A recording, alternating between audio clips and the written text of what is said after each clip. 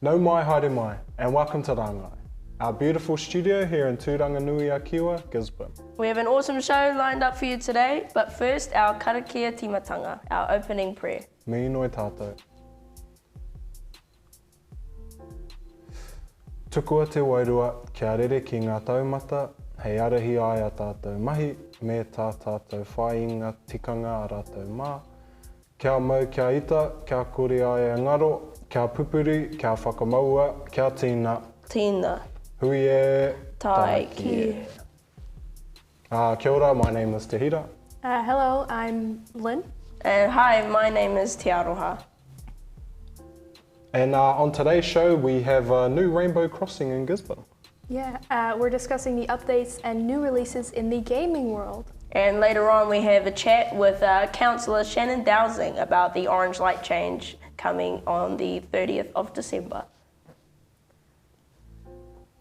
Actually, I'm really excited about the Rainbow Crossing because actually we went out and walked on it this morning. Yes, we did. It was super fun. And the rest of the morning, though, we've spent talking about Minecraft, so I think we're pretty hyped for that. Yeah. Totally. And how many jobs does Shannon have? We just found out he's a councillor at the district council and he's got a studio. That still hurts my brain. Okay. Well, so the Rainbow Crossing, super awesome. So you can actually find the Rainbow Crossing between Cotton On Kids and Kathmandu, I think. It's super cool, really nice, and it's kind of like the council's way of saying that they absolutely support the LGBTQIA plus community. It's very cool. And so basically, I think this was... Here's a little video of the opening. Oh yeah, look, it's it's very nice. Yeah, it seemed quite emotional. Look, that's it's by Kathmandu and Posey. Okay, that's cool. I love that girl's hair, by the way. But here it is, and they also have rainbow balloons in the background. That's really cool. So colourful. Yeah. So I think the vibrant colors will really be nice, especially for children. Yeah, it'll be a nice pop of color. And it shows the council's celebration of diversity. Yeah. Yes. It's awesome. It's awesome. It's a nice step towards more inclusiveness within our community. Yeah. And actually this change came from, which I heard actually was, so the Te Tairāwhiti Rainbow Collective requested for the Pride flag to be flown in February because that's obviously LGBTQ plus IA. Wow, good job. Nice. That's History Month for that. And so the council totally agreed to it. Yeah. And actually, I heard that they're planning to keep flying that flag in the future. Let's go. Which is super fun. Nice. So we had a field reporter out there for an interview. Very cool. There they are. Kia ora te whānau. So today is an incredible day because we are celebrating a momentous occasion in Tūranganui-a-Kiwa's history. We are here on Gladstone Road to showcase this beautiful painting that reminds us to celebrate love and joy. So our first question to our guests. So actually, firstly, let's introduce our guests. We've got Jill Crisp, who is the chairperson of the Te Tairāwhiti Rainbow Collective. We have Hinarata, who is also a member of TRC and Community. And we also have Whiti Timu, who is also a member of TRC. So my first question is, I'm super curious to know, this obviously symbolises something to everyone in the community. What does this symbolise to you, and what do you hope this symbolises to everyone else in the community? Kia ora koro, kia ora koutou katoa. Yeah, we're absolutely excited that we have one of the 4 rainbow crossings in the whole of Aotearoa, and the others are in the big cities, and this one's here. What does it symbolise? It celebrates rainbow people, it celebrates Takatapui, but it also tells us that there are still challenges that Takatapui and other rainbow people face. Just as the rainbow is the sun and the rain, there are challenges for us all. But it really stands up and shouts out that we are critical people of this community. What's your thinking? I think having this crossing here also shows people who maybe are a part of the community but don't know others in the wider Te Tairāwhiti community that are a part of the community, that we are here and that there are people who will support them and who are here for them. It symbolises the opportunity for Takatapui and LGBTQI whānau to know that they're embraced, valued here in Tairāwhiti. You only have to look at the rainbow crossing to, I suppose, get a feeling of happiness, warmth, and that's the sign and signal we want to be promoting here in Tairāwhiti for our rainbow whānau. Awesome. So as a Takatapui person myself, there's a lot of challenges and a lot of that small town mindset that I kind of had to overcome personally. And I'm curious to know, what was the process and the journey like to bring this pathway to fruition and other kaupapa that may come? Well, actually, the absolute inspiration behind this is our whiti Timu, who, working through the police and working with Sam Aperahama, realising that actually the police are frontline and the police can impact on our communities really strongly. And so Whiti and Sam pulled together the Tairāwhiti Action Group. And then we realised that there were stunning young people here as well that were having their own challenges, but their own desire to make a difference. And so we joined it all together into the collective. But you can talk for community. Yeah, I think I've been really lucky in my 3 years of high school so far here in Turanga that over the course of that time, each mainstream high school, so Lytton, Campion, Girls and Boys High, have all set up their own diversity groups and their own support systems for rainbow youth and Takatapui youth here in Turanganui. And also we have Community Youth Gisborne, which is a wider support group for anyone who both goes to those diversity groups in school and doesn't. Yeah, so I've been very lucky to be a part of setting those up and having that support. Community youth grew out of the need to support LGBTQI rangatahi here in Tairāwhiti. At that stage we had a spike in rangatahi attempting suicide, so it was really important that we rallied to support our rangatahi. And supporting rangatahi means we need to support the whānau. Not everyone knows what they need to do or how they can support our rangatahi. So this symbolism, this rainbow crossing, sends a clear message to our whānau that if you are Takatapui LGBTQI, you've got people in your community that are willing to support you and your whānau to reach your full potential and to be loved and cared for. So koina tāku, thank you. Oh, amazing. And so earlier this year, outside the Gisborne District Council, I saw that a rainbow flag was raised, which is it was such a pivotal moment, I think, for our community, as well as this. And so my question would be, so these are obviously still really small steps, but what's to come and what needs to be done and what is being done? Yeah, I mean, there's a lot that still needs to be done whilst we celebrate who we are because of the things that Hinarata and Whiti have said. There are still lots and lots of challenges. So this year, Pride in Aotearoa is in February. So this year in 2022, we knew that we can't do this on our own, so that we need to work with our allies. And the Gisborne District Council has been fantastic in partnering with us. So they flew the flag, they've been instrumental in getting the crossing going. They lit up the town clock in rainbow colours. Other activities were happening this year too, but next year, in February 2022, we have a Pride exhibition, we have movies, we have flags flying. What else, team? What else is happening? think you've covered it all off. Yeah, lighting up that clock. Obviously, this is another significant step for us with the Rainbow Crossing, but whilst I've got the mic, I just want to acknowledge our small committee and the efforts they make to make these inroads. Without our volunteers and our committed committee, we'd never achieve this and the other milestones that we're making. So, ka nui te mihi kia koutou, Te Tairāwhiti Rainbow Collective. And kōrero ki a rātou about the workshops with the police. Okay.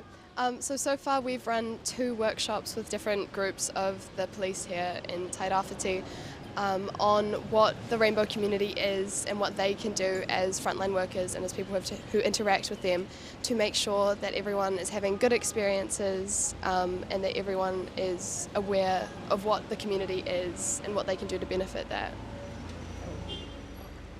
Yeah, I think that's really important. We can fly flags, we can have rainbow crossings, we can put the symbols there, but what we do need to do is work with all the leaders in our community to encourage them to know how they can make a difference. And so the workshop with the police has been important. We're interested in workshopping with other organisations such as the council so that people know on a day-to-day basis how they can not discriminate, even unconsciously discriminate or abuse rainbow communities. So we've got a lot of work to do, but as Whiti said, we've got a great team. So I'm assuming there are a lot more people who supported this kaupapa. Is there anyone else you would like to thank? I think we've got some really interesting, what we call allies, people who are not part of the community who come along, hook themselves to us and just do some of the mahi. So really shout out to them. Too many to name. I'd just like to thank Penny Walsh, really. She was the person that came up with the idea, but then followed it through with GDC and the roading team to, I suppose, make this, the whakaaro come to fruition. And I suppose that in essence is what we're about. We don't just think about it, we follow through, and then we get these wonderful things happening. So Penny Walsh, GDC roading team, and I mean, this didn't cost any more money than they would have normally spent on the maintenance of the roads, and that's the beauty of it. We get to see this wonderful rainbow crossing, and really want to thank GDC for that, following through really with the promises that they made pre-election, and we're holding them to account for those promises weekly, monthly, yearly. So we look forward to other government agencies doing the same thing to embrace and make Tairāwhiti inclusive for our whānau. I just want to thank you all so much from the bottom of my heart. I know that this is such a huge kaupapa, and to know that there's people out there, there's groups out there that are really supportive of this kaupapa is just incredible. Quite literally paving the way across to that pot of gold at the end of the rainbow. So thank you so much for coming and speaking with us today, and yeah, thank you. Ngā mihi tu Rangai. And back to you, Rangai. That was really good. That was great. Big thanks to Te Awariki and Arohea, for their interviewing skills. That was real good. Real good. Yeah. Okay. Okay, team, what have we got? Imagine you're in space. No. How about a dark, stormy night? But you're the detective. Why do we have to be so violent? Could be a romance. And they lived happily ever after.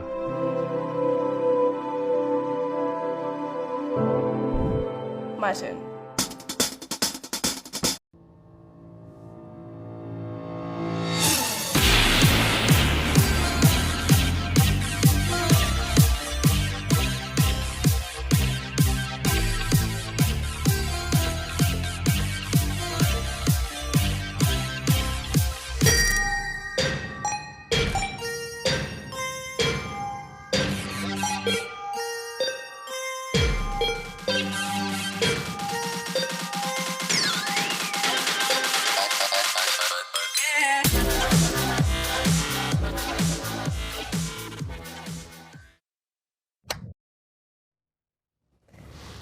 Welcome back.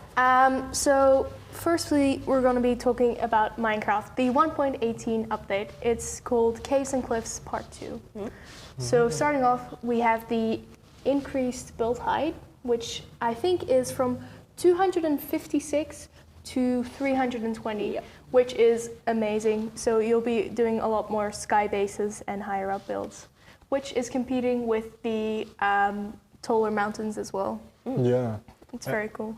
The bedrock level has lowered, so there's quite a big chunk of like underground place to play deep with. slate and stuff, and then you it's also to leave a little bit of room for the like amplified caves. So And the I think- level is dropped from, is it Y level 0 to Y level 64? Yeah, negative 64. Negative 64. Yeah, That's quite a big jump. That's like a Yeah. whole nother, yeah. they doubled it. Oh, look at it.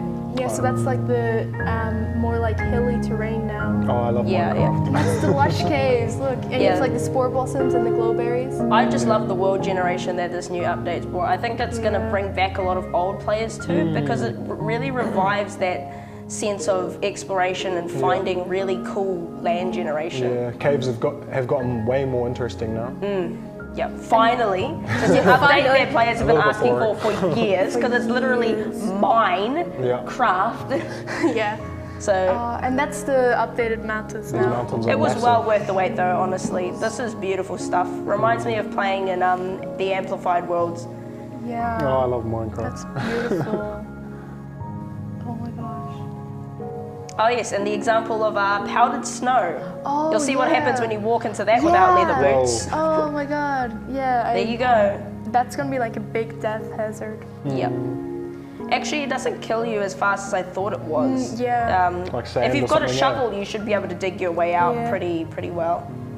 You got to wear boots. Yep. Yeah, the leather ones. So that's gonna give like a good purpose for leather armor. Yes. What they're doing in a lot of these more recent updates is giving purpose to a lot of items that previously weren't really that Whoa, useful. That's crazy. And that's the dripstone caves. Woo! Awesome. Look at this generation Isn't though. that pretty? It's so pretty. Oh my god. But that like world generation is amazing. Yep. Like it looks like you're watching like a movie. You're giving so much aroha to the mountain biomes. Oh, And that's it's a the goat. goats. They're so awesome. Oh, and What? it just jumped. Goats jump. That's potentially like a new death message, just getting kicked off a mountain by a goat. Oh yeah. If you They're haven't been annoying kicked like by that, a goats. goat, Yeah. you've got to try being kicked by a goat on Yeah. Minecraft. I'm going to go play Minecraft right now. I'm going to get kicked by a goat. All right, so we're moving on to a new release that's coming in January, Pokemon Legends Rcs, which is something that I'm super hyped for as a long-term Pokemon fan. It's going to be one of the first Pokemon games to really look at open world for the most part. Oh, what is that? Open world, that's sort of like how you would explore in real life. So you've got this big map that you can just roam freely without having to follow a set or linear path, really.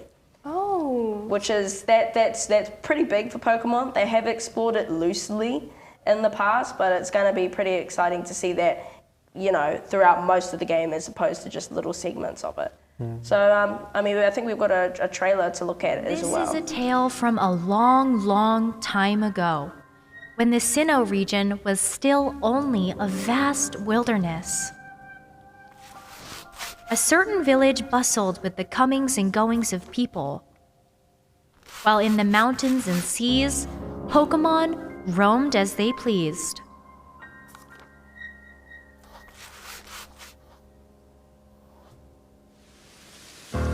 Wow. So yeah, there you go. So this game, also the lore is, so it's not following the timeline that most of the most recent Pokemon games are. This is taking place long before any of the mainstream games, even the first ones that came out 25 years ago. So this is looking at the history of Pokemon. Before, in the timeline, catching and fighting Pokemon was common.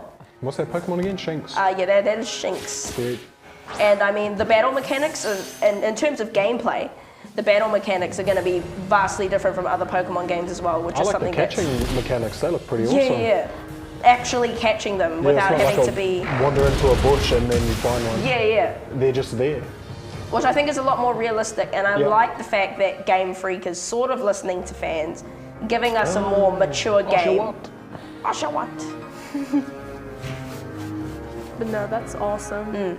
It's got quite a Legend of Zelda vibe, eh? Yeah, I think they are taking a lot of inspiration from that because I mean that's another Nintendo property as well. So True, they can do that. Definitely since they're partnering with Nintendo. yeah. Which is just amazing. So yeah, pretty excited about that. I'm looking forward to hearing all the reviews in January and playing it myself. Yeah. Woo. Yes. And moving on to the last game we're talking about. This came out in December 16 this year, and that's the FNAF. Not FNAF. FNAF. Security Breach, which is definitely a very interesting one, with a few changes that weren't seen in some of the other games. What's FNAF? FNAF is actually Five Nights at Freddy's, which is a pretty popular horror game. Yeah. Nice. Yeah. Yeah, I played it on my phone a while back in high school. Yeah. Oh, check it's a trailer, guys. Oh, let's go.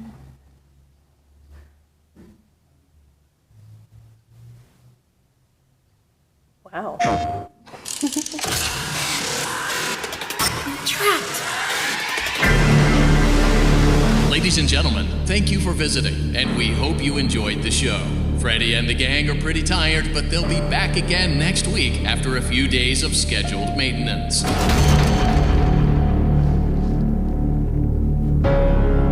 Freddy Fazbear's Mega Pizzaplex is now closed, initiating nighttime protocols. No! Wait, I'm still here! Lights on! I warned you! I warned you!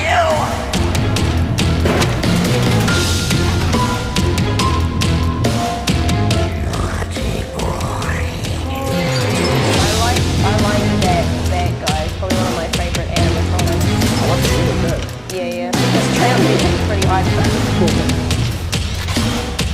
I remember when I first saw like You should one of be the able original to escape trailers when showing the off the security room. doors reopen at 6 I was a.m. pretty taken aback. Until then, keep moving and try not to draw attention it's to deviating yourself. from the norm. If there is another way out, I will help you find it. Usually you're locked in one room, and this is a lot more thriller as well. The new characters look so awesome also. Yeah, it's more like the other kind of horror thriller games now where you can look around and... Yeah. And I think it was an interesting risk for the series or the franchise to take, because you could either change it and fans love it or they hate it. And think right now the fans are loving it. Yeah. I think for them it's positive for the most part. Stop it, you creep. Would you like to take a short survey about your experience? No. No. Not unless you're offering me like $100 voucher. Yeah. Yeah, that's just... It's a lot different from a lot of the other FNAF games. Yeah. But I think it's definitely gonna be amazing to be playing. Yeah, I think it's a nice deviation anyways. Yes. Okay, so next up we have Shannon Dowsing, the District Councillor, to discuss the COVID protection framework. See you after the break. Kiwis have been living on rhino carpet for 10 years and its stain resistance has firmly placed it as a champion. For the release of our next generation rhino flooring, we wanted to put it to the ultimate test. We didn't have a rhino this time, so we found the next best thing. The Stokes Valley Junior Rhinos Rugby Club. Carpet Court fitted their change rooms with our new rhino hard flooring and carpet to prove it lives up to its name. The rhinos are tough, and so are the stains. To survive the test, the carpet had to endure mud and messy food stains, while the hard flooring had to be waterproof and dent resistant. And when it came time for cleaning, the rhino floors were easily up to the task. They cleaned up like new. Our next generation rhino hard flooring and carpet is backed by a lifetime warranty. Whoa! Rhino, made for life. Come into Carpet Court and test it for yourself.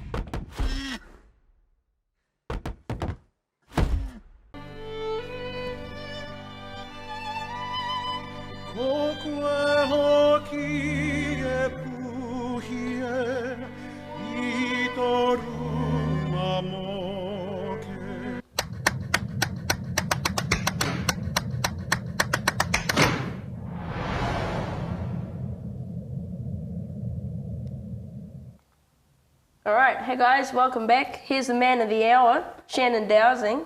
Thank you very much. Yeah. Pleasure to be here.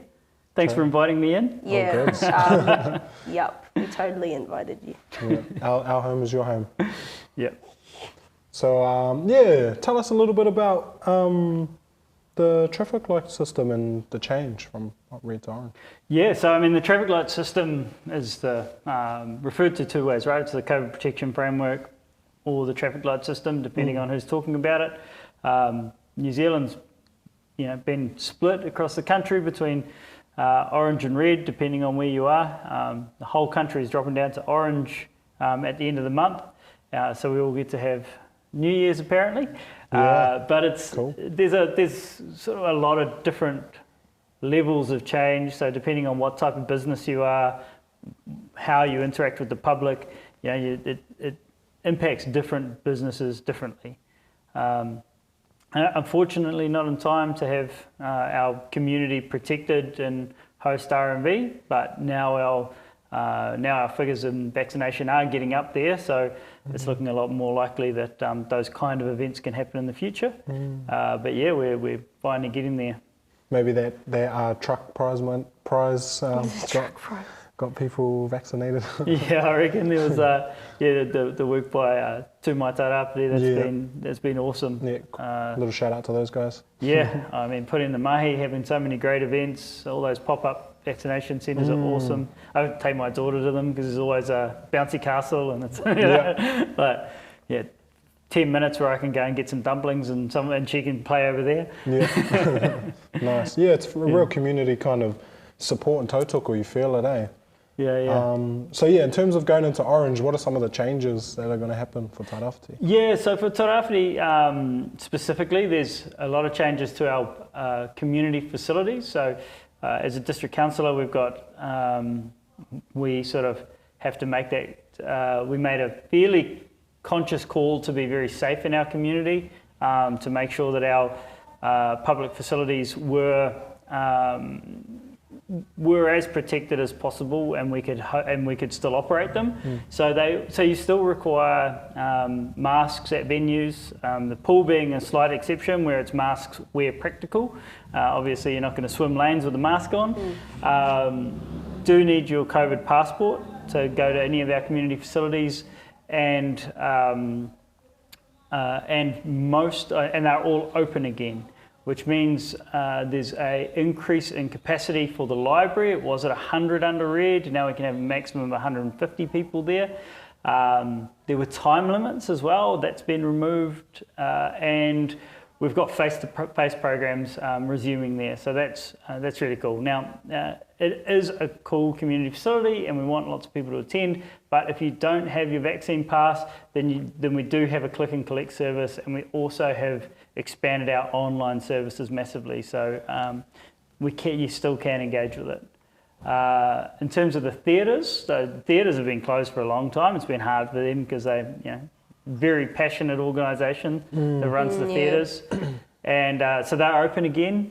Meeting rooms in the theatres are open too. Events are proceeding with ticketing, so ticketed events, so that they can maintain enough social distancing and make sure the appropriate amount of people are attending. And for us over 18, the bar service is open again. You no longer need to be seated. We can go to the bar. It's 18 for drinking, right? Or is it 20? No, it's 20 in America. 18 here. 18 here, yeah.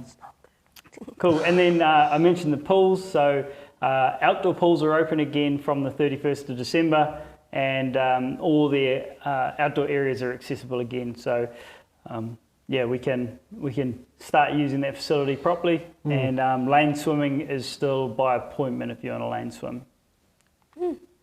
Cool. And yeah, so where were you? How did COVID affect you during 2021? So I mean, as a business owner, it's affected us heavily overseas. So we've got business in the UK that, I mean, half of the team are down with Omicron variant at the moment. So everybody's gutted because they're all sick for Christmas and they all have to isolate, and so it's pretty hard on the team over there.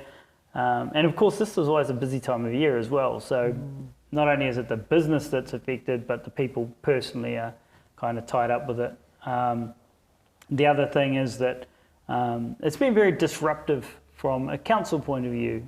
There's a lot of, council holds the responsibility for civil defence as well as as we mentioned, the community facilities, but also we're looked to quite a lot in terms of guidance and leadership in the region. So when we make a decision, it's always really focused upon and heavily criticised and or praised. But you never get one or the other. You get criticised and praised, just depending on who's doing it. So yeah, it's been a hard year for councillors, and so yeah, shout out to all my colleagues at council, not just the councillors but the staff. It's been such a hard year, and we appreciate all the hard work that the staff have done.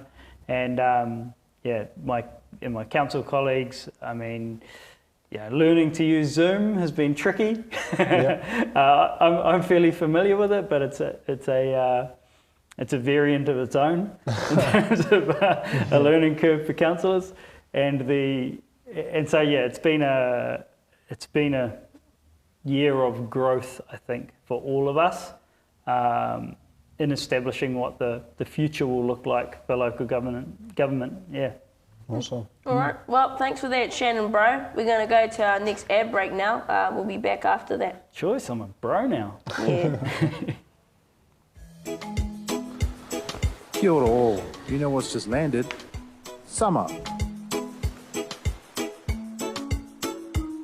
And I'm here to not only wish you a mean summer, but a safe summer.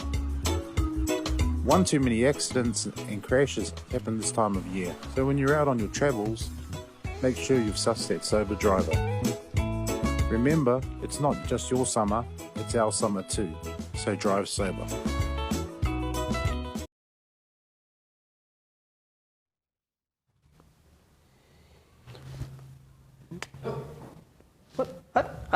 Ngā mihi to our viewers, guests, and our awesome team here at He Tangata.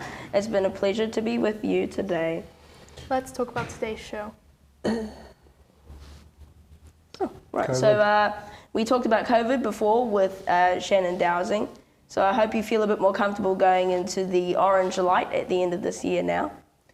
We had a great time discussing all the gaming releases and the awesome Minecraft update. And we had our field correspondents in the field today, talking with Jill and her team about the new painting in town.